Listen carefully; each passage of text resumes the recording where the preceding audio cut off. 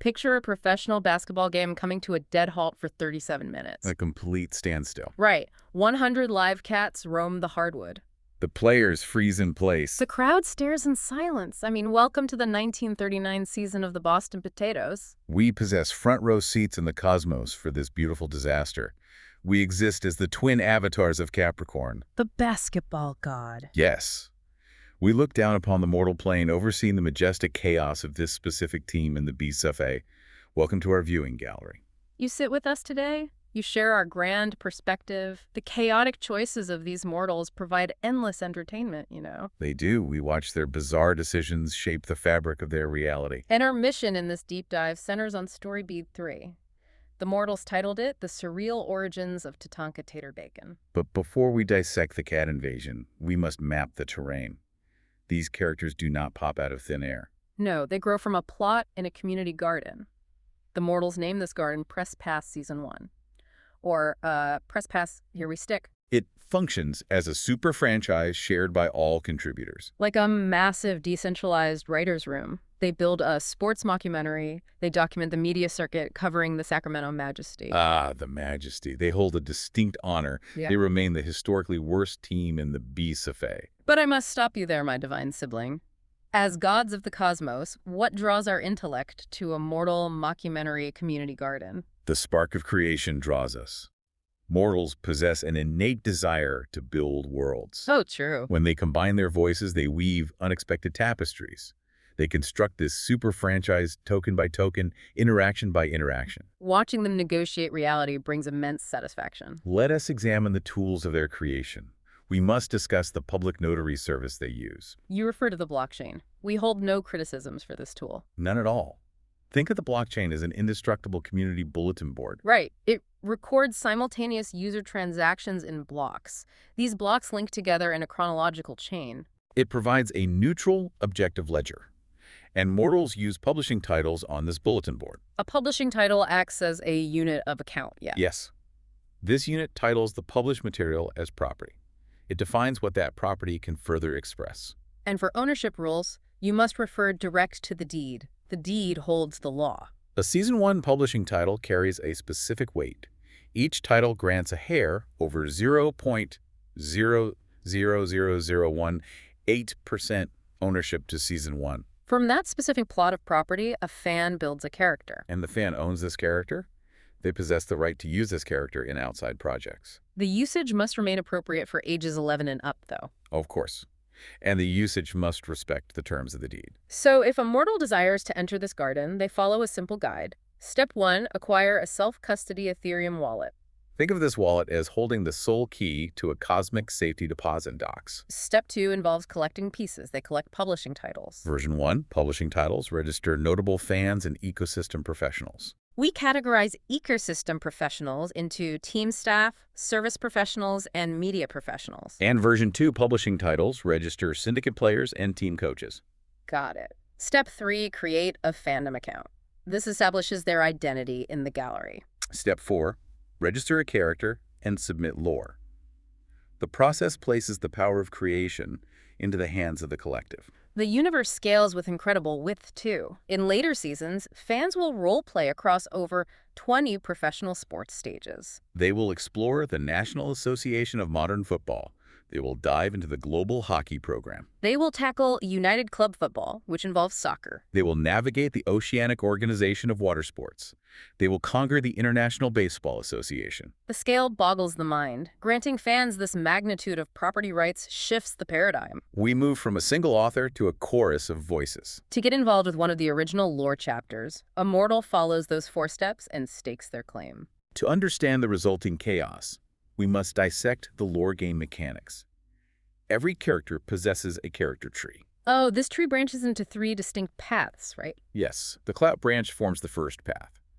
This branch contains facets of social dominance behavior. It measures self-righteous prescriptivism. It quantifies leverage-seeking actions and networking capabilities. It represents office politics and social maneuvering. The skill branch forms the second path. This branch measures the honest value of labor contributed to the ecosystem. It tracks tangible, productive abilities. And the third path introduces a profound concept. The mortals call it the Z-Gen branch. Ah, Z-Gen. Cognitive linguist Kimani Okiera formed the noun Z-gen. It describes the feeling or concept of deserving to exist. Every soul possesses this quality, whether housed in an embodied gussel or existing as pure energy. When these characters clash, disagreements trigger conflict interactions. This serves as the combat system. The balance of the conflict rests on the fulcrum facet. The mortals determine this fulcrum through consensus. Participants then roll their level cap in that specific facet. The terminology holds the key here.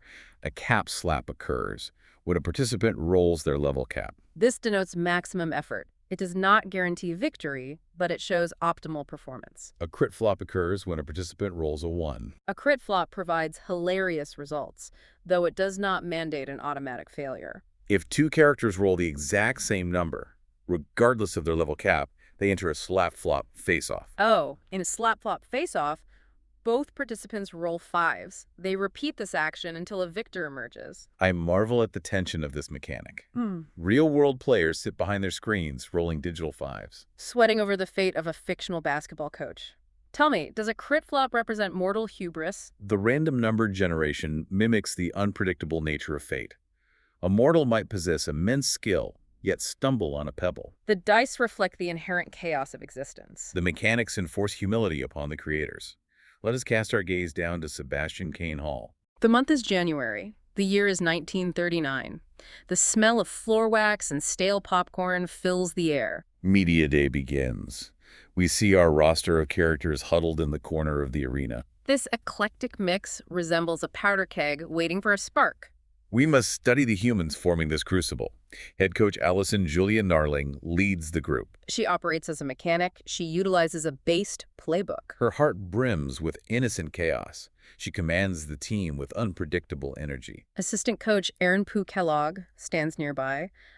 He wears a sprout green raincoat indoors. The bizarre choice. He maintains a critical demeanor. He employs a gifted ink playbook. He devours fried catfish with concerning enthusiasm. And he insists on singing playbook songs to the players. He butchers the melodies. Assistant coach Bella Victoria Eliza Wingate projects a fame-estranged demeanor. She utilizes a speed spectacle playbook. She brings a different rhythm to the coaching staff. On the roster, Gerard Hercules Lidgett occupies the role of off-pine small forward. Augustus Charlotte Oliver serves as the emergency power forward. They await instructions from this chaotic leadership trio. Felix Ivan Hochstetter works as the team ballsmith. State interference drives his actions. He harbors deep resentments against the establishment. Kerry Ergen Strong visits from the Los Angeles wet fountains. He acts as a filter. He obsesses over food. He radiates pure arrogance. He views the Boston potatoes as a lesser entity. Bison Spudpig stands as the authentic mascot. A man named Rustin Narling hides inside the cumbersome costume. He projects a lethargic, uninspired brand of mascot entertainment. We observe two B-tier notable fans in the vicinity. Linus Heinrich O'Shouts commits to the lizard path. This compels him to spread endless rumors. He also commits to the bagpipe path. This compels him to yell about sports at high volumes. The second fan, Shmee Lee Peeves, drives a milk truck. He maintains ashes and plastic commitments. He observes the proceedings with a blank, uncomprehending stare. Pat in Jameson, Florida attempts to document the ensuing mess. He operates as a B-Suffet librarian. He fights a losing battle against the mounting absurdity. The hook phase begins with a visual shock. An acrobatic mascot appears on the floor. This creature executes flawless backflips. It speaks in cryptic riddles to the assembled press. The mortals react with profound confusion. This high-energy behavior contradicts the lethargic brand of the authentic Bison Spudpig. The lore game combat begins. This incident sparks conflict interaction 1. The community selects ambition as the fulcrum facet. Gerard Lidgett proposes an angle. He suggests the costume contains a showboating fraud. He claims the acrobat is an imposter. Faction A forms around Gerard. Wingate and Narling join his cause. They combine their levels. They roll an 8. Linus O'Shouts opposes them. He suffers a crit flop. He rolls a 1. Gerard's angle achieves victory.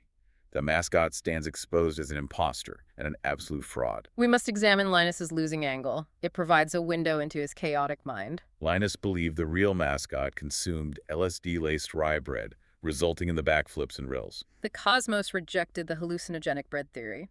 The dice chose the fraud narrative. The absurdity deepens in conflict interaction 2. The mortals argue over the specific identifying features of the imposter. The community selects merit as the fulcrum facet. Faction C consists of Gerard and Carrie Ergen Strong. They achieve a cap slap. They roll a 6. They identify the imposter through a missing culinary detail. The costume lacks a dollop of cream-azy. Cream-azy functions as a sour cream product manufactured by Crumb Corp. Incorporated. Consider the psychology of this moment. They ignore the physical impossibility of a lethargic man doing backflips. They ignore the cryptic riddles. They anchor their truth on a missing dollop of corporate sour cream. Human minds prioritize branding over physical reality. I find this detail staggering. The creators in the community garden debated this. They rolled dice over artificial sour cream. The archive notes that conflict interaction 3 occurs next. This interaction seals the trajectory of the hook phase. The exact archive records of the roll remain lost to time, but the outcome stands firm. The imposter operates among them, devoid of cream-azy. The narrative enters the turn. Coach Gnarling demands a formal investigation. She refuses to accept the situation. She declares a spud-off competition to reveal the truth. Conflict Interaction 4 establishes the rules of engagement in the archive. The lore producers set the boundaries for this bizarre contest. We transition to the main event. Conflict Interaction 5 centers on the fulcrum of confidence. Felix Hotstetter and Faction B clash. The dice deliver a shocking result. Both sides suffer a crit flop. They both roll a 1. This triggers the dreaded slap-flop face-off. The players behind the screens roll their 5s. The tension spikes. Felix achieves a cap slap with 5 out of 5. His vision for the contest becomes reality. The event requires the participants to juggle potatoes during a sugar-fueled curly fry dance. And the participant must slice falling nightshades into a casserole. The prize for this ridiculous display stuns the mind. Coach Gnarling offers her luxury BMW. The vehicle features perpotato flames. I emphasize the word perpotato. It is not a purple potato. It is a perpotato. The distinction carries weight in the B's FA. Conflict Interaction 6 pushes the competition forward. The tension builds as the mortals prepare their juggling routines and their cutting utensils. Conflict Interaction 7 utilizes the fulcrum of pickle. The pickle facet measures a character's talent for causing disruption. Patton Florida's angle achieves victory. The contest now mandates the use of loaded potatoes. The participants must employ a specific method known as the Rucker of Spuds technique. I love the Rucker of Spuds technique. The archive leaves the exact mechanics vague. Does it involve a specific wrist flick? Does it require a particular stance? It exists as an enigma of the lore game. Conflict Interaction 8 occurs as the pressure mounts. The contestants prepare their loaded potatoes. Conflict Interaction 9 features the fulcrum of power. Aaron Kellogg steps up to perform the loaded potato routine. He suffers a tragic gravy-stained stumble. He falls to the floor in a mess of starch and sauce. This spectacular failure clears him of suspicion. He lacks the physical coordination to be the acrobatic imposter. Felix Hotstetter remains in the crosshairs. You point out a brilliant observation about the fulcrums. The selection of pickle and power encapsulate the sheer ineptitude of the team staff. They stumble through bureaucratic chaos. They utilize disruption and brute force to solve a delicate mystery. The narrative shifts to the pinch. The team travels to Yonkers. The first halftime show in Bicephali history takes place. The authentic Bison Spudpig engages in a tricycle joust against the Yonkers mascot. Bison Spudpig suffers a brutal defeat. The Yonkers mascot dismantles him on the court. This humiliation leads to Conflict Interaction 10. The fulcrum is savvy. Faction B achieves victory with a roll of 5. Felix Hotstetter decides to capitalize on the chaos. He hijacks the post-game press conference. He broadcasts from the equipment room. Felix screams conspiracy theories into the microphone. He introduces the name Tatanka Taterbacon. He rants about the missing cream-azy dollop. He accuses the establishment of a massive cover-up. Conflict Interactions 11, 12, and 13 occur in rapid succession. The coaching staff crumbles. Coach Gnarling abandons the game altogether. Coach Kellogg blows a late lead. He insists on singing the plays a cappella to a confused roster. The players stand frozen while their coach vocalizes bad melodies. The incompetence staggers the mind. We reach the punch. Feline chaos descends upon the arena. The potatoes face the San Francisco buoys. An unknown entity releases 100 live cats into the building. The animals swarm the floor. Conflict Interactions 14 and 15 detail the ensuing madness. The officials declare a halftime meow delay. Gnarling uses this 37-minute pause to draw up plays. The extended strategy session results in a blowout victory for the potatoes. The victory brings us to Conflict Interaction 16. This interaction determines the tater of the game reward. The community selects the fulcrum of apathy. We witness a double cap slap. Felix rolls a 5. Aaron rolls an 8. Aaron achieves victory through his superior level cap. The reward materializes as a cruel punishment. The tater of the game earns the honor of forcing a random opposing fan to eat a raw onion. Refusal results in a season-long ban from the arena. I must pause. How does a facet named apathy lead to forcing a fan to eat a raw onion? The mechanics reveal deep psychological truths. Apathy represents a lack of care for the well-being of others. It breeds a desire to inflict casual discomfort. The coaching staff projects their internal misery onto an innocent spectator. Apathy transforms a moment of triumph into an exercise in petty tyranny. We move to the squeeze. Tensions reach a boiling point within the facility. Felix breaks under the pressure. He confesses his secret to the staff. He admits he acts as Tatanka Taterbacon, the imposter mascot. Conflict Interaction 17 features Pat in Florida entering full panic mode. The Bison librarian begs for brand safety. He wishes to suppress the scandal. He fears the repercussions of a rogue mascot. Conflict Interaction 18 utilizes the fulcrum of presentation. Felix achieves a cap slap with a 5. Patton suffers a crit flop with a 1. Felix cements his master plan. He decides to infiltrate the upcoming All-Star game in Harlem. He will arrive in full costume to prove his physical superiority over the authentic mascot. Conflict Interaction 19 details Aaron Kellogg's countermaneuver. Aaron attempts to orchestrate a defense. He tries to invite Rustin Narling, the man inside the authentic mascot costume, to Harlem for protection. Conflict Interaction 20 centers on the fulcrum of power. Felix Hotstetter achieves victory. Felix executes a cruel theft. He steals Aaron's plan. Felix invites Rustin himself. He intends to expose his own imposter identity in front of the authentic mascot. He desires the most mocking scenario possible. The fall arrives. The narrative moves to the streets of Harlem. The true confrontation begins. The authentic mascot meets the imposter on the pavement. The tension requires a release valve. Conflict Interaction 21 provides that release through pure physical comedy. The fulcrum is flexibility. Coach Narling's angle achieves victory. Schmeely Peeves, the B-tier notable fan, drives his milk truck down the street. He crashes into a power pole at a blistering speed of 8 miles per hour. A slow-motion collision. It shatters the milk bottles. A massive wave of dairy floods the gutter. This spill draws a gigantic horde of feral alley cats from the surrounding neighborhoods. The environment turns against the combatants. I delight in the visual poetry of this moment. A low-speed crash causing a feline apocalypse. Conflict Interaction 22 utilizes the fulcrum of gall. Aaron Kellogg's angle achieves victory. Bison Spudpig acts with immense bravery. He picks up a single cat from the horde.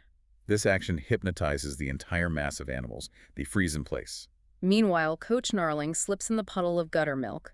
A stray kitten approaches her fallen form. The kitten goes by the name Harold the Fairy Princess. This animal begins following Narling, acting as her personal avatar. Conflict Interaction 23 occurs as chaos reigns in the street.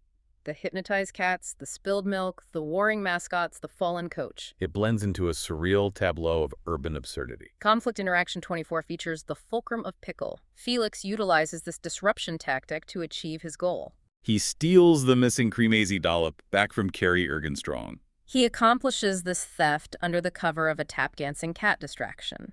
The feline element provides the necessary misdirection. We reach the resolution. The mortals title this section The Blood Milk Feud. The season limps toward an end with a brutal losing streak. The post-game press conference devolves into an absolute disaster. Conflict Interaction 25 utilizes the fulcrum of bouquet. Coach Narling's angle achieves victory. She establishes the nature of the upcoming halftime show. She demands a toddler orchestra. The children play xylophones, a single kazoo, and maracas. Harold the Fairy Princess joins the ensemble. It produces a cacophony of despair. Conflict Interaction 26 details Coach Narling's mastery of psychological manipulation. She wins the interaction. She blames the losing streak on Aaron Kellogg. She cites his terrible a cappella singing as the sole reason for the team's failure. Conflict Interaction 27 features the fulcrum of panache. Aaron Kellogg's angle achieves victory. Kellogg attempts to defend his honor. He sings a rendition of the song Starch Up. The melody enrages Harold the Fairy Princess. The kitten launches at Kellogg's face. A miraculous interception occurs. A second cat, hiding inside the recovered Creamazy dollop, leaps into the air. This cat goes by the name the Sharp Claw. The sharp claw intercepts Harold the Fairy Princess mid-flight. The cats resolve the tension the humans created. The final clash arrives with conflict interaction 28. The fulcrum is productivity. Faction A, led by Felix, rolls a 6 to achieve victory. The sharp claw crawls into the authentic mascot's cremazy to make a permanent nest. Felix observes this madness. He stares at the nesting cat, the toddler orchestra, the ruined coach. He shrugs at the sheer absurdity of his own existence. He tackles Bison Spudpig to the ground. He screams, "This is Sparta, Wisconsin," at the top of his lungs. The storyline ends in a tangled mess of limbs, dairy, and feline hostility. We must correct a common misconception regarding the epilogue of 1939. The June 30th game does not represent the end of the season. It merely represents the end of this specific story beat. Patton, Florida, issues a formal cease and desist order to the imposter. The Boston Potatoes continue to play. They endure another 2 months of regular season games. Their ultimate fate remains tragic. They eventually lose to the Pittsburgh Gridlock. This occurs in the 8th game of the freshman round in the Bisuffle Lore War. The cause of their elimination traces direct back to Kellogg's terrible singing. The man refuses to stop vocalizing his plays. The sheer volume of minutia generated by this community garden astounds the divine intellect. From potato flames to tack-dancing cats, the lore game produces a reality richer than traditional fiction. They write these histories interaction by interaction. Let us expand on the significance of the character trees. Consider the clout branch. When Gerard Lidgett rolled his ambition, he imposed his will upon the cosmos. He deleted the LSD-laced rye bread from existence. He forced the showboating fraud into reality. The dice serve as the ultimate arbiter of truth. The skill branch requires equal attention. The pickle facet fascinates me. It quantifies the value of disruption. Patton, Florida used pickle to enforce the Rucker of Spuds technique. Felix Hotstetter used pickle to execute the tap-dancing cat theft. Disruption functions as a legitimate survival tactic in the BSFA. The Z-Gen branch represents the core of the soul. The apathy facet birthed the raw onion punishment. When a character lacks connection to the ecosystem, they inflict pain upon the innocent. The intertwining of these branches creates a web of cause and effect. Every role builds upon the last.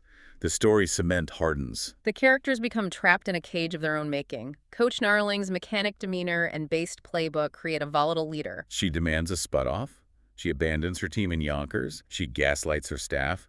She adopts a stray kitten as an avatar. Her path consists of one chaotic choice after another. Contrast her leadership with Aaron Pooh Kellogg. His critical demeanor suggests intellect. Yet he eats fried catfish while wearing a sprout green raincoat. He loses playoff games because he insists on singing. He embodies the tragedy of misplaced confidence. Felix Ivan Hotstetter serves as the agent of rebellion. As Tatanka Taterbacon, he challenges the lethargic heart of the franchise. He performs backflips. He screens conspiracy theories from the equipment room. He tackles his rival while shouting about Wisconsin. He injects necessary madness into a stagnant ecosystem. We must acknowledge the role of the notable fans.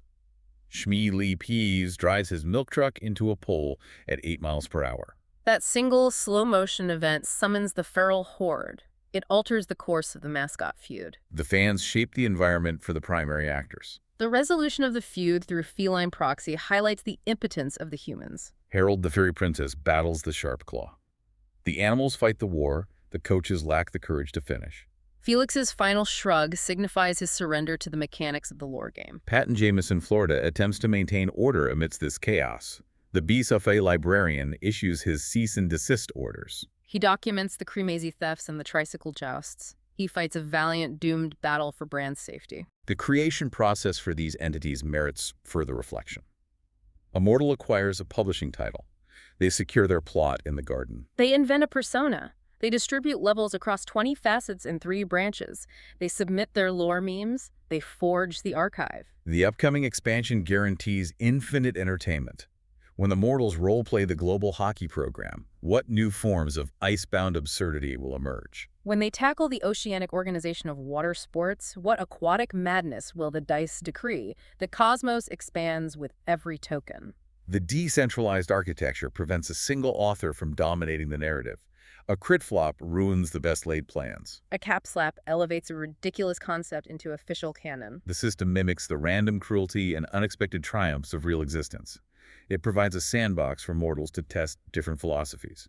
The story of Tatanka Taterbacon stands as a monument to collaborative fiction. The missing cream-azy dollop, the potato flames, the raw onion punishment. Every detail emerged from the clash of competing imaginations, the mortals proposed and the digital dice disposed. The legacy of the 1939 Boston potatoes resides in their glorious failure.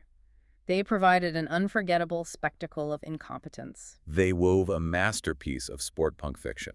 The ledger records every character, every facet, every interaction. The archive remains immutable on the public notary. Future generations will study the halftime meow delay. They will analyze the spud off. The meticulous detail of the character trees provides a framework for endless debate. Why did Felix possess such a high pickle facet?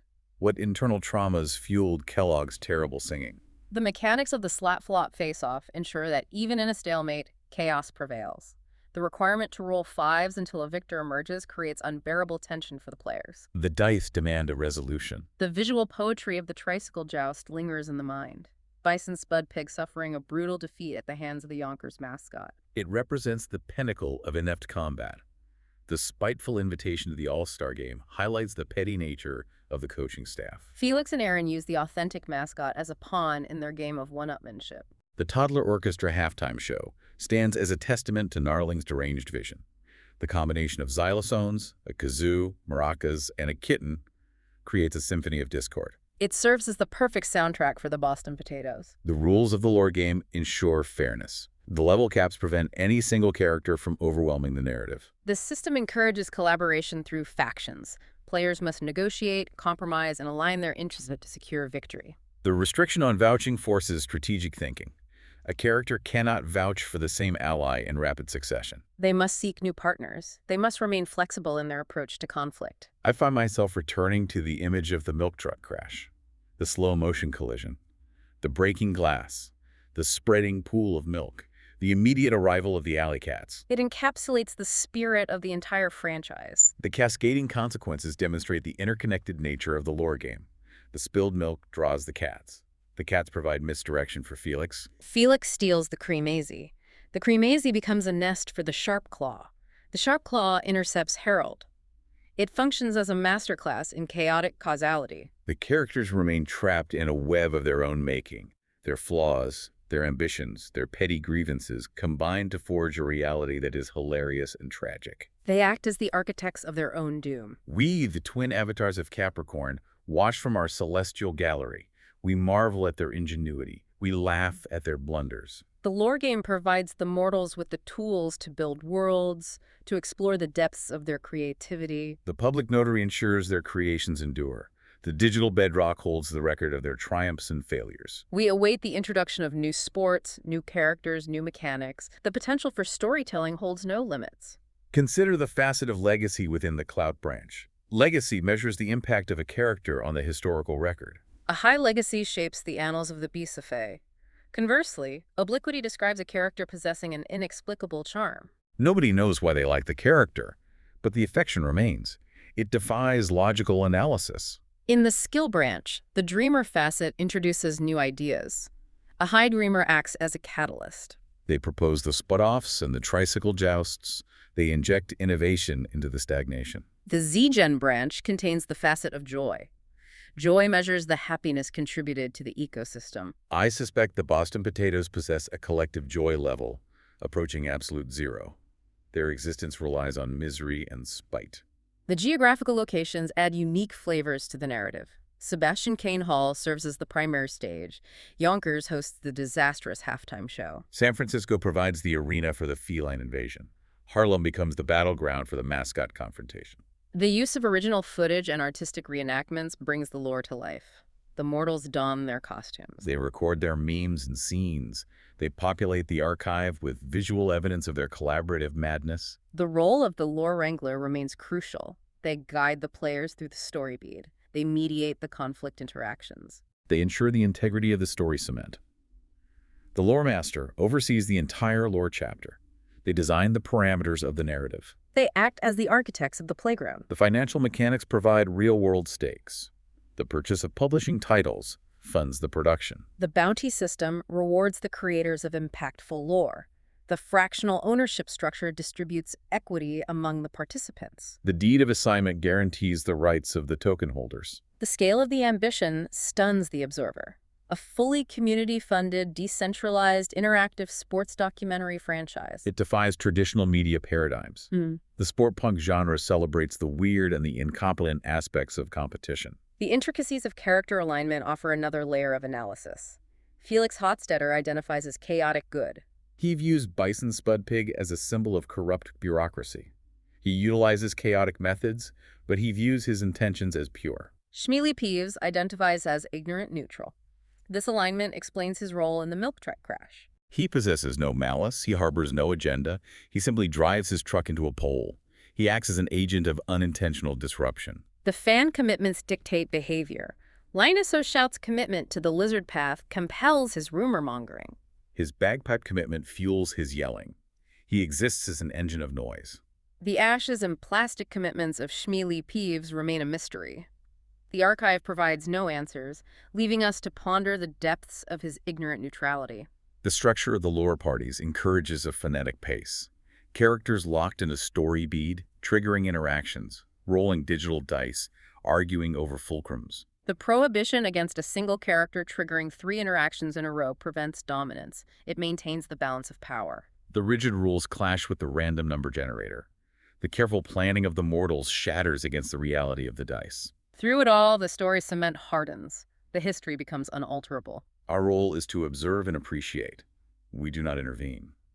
We watch the mortals struggle against their own limitations. We revel in their cap slaps. We laugh at their crit flops. We marvel at the slap-flop face-offs. The surreal origins of Tatanka Taterbacon stand as a testament to the power of the press pass lore game.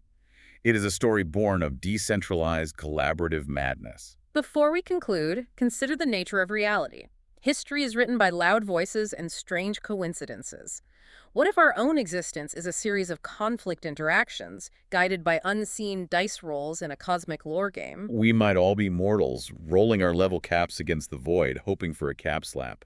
Let us exit this viewing gallery with the anthem of the 1939 Boston Potatoes. Raise your voice in the song that echoed through the streets of Harlem. Milk in the streets. The cats are convening. The mascot is fake, and the coach is screaming. A dollop of cream, a puddle of white. The potatoes will lose, but we roll through the night.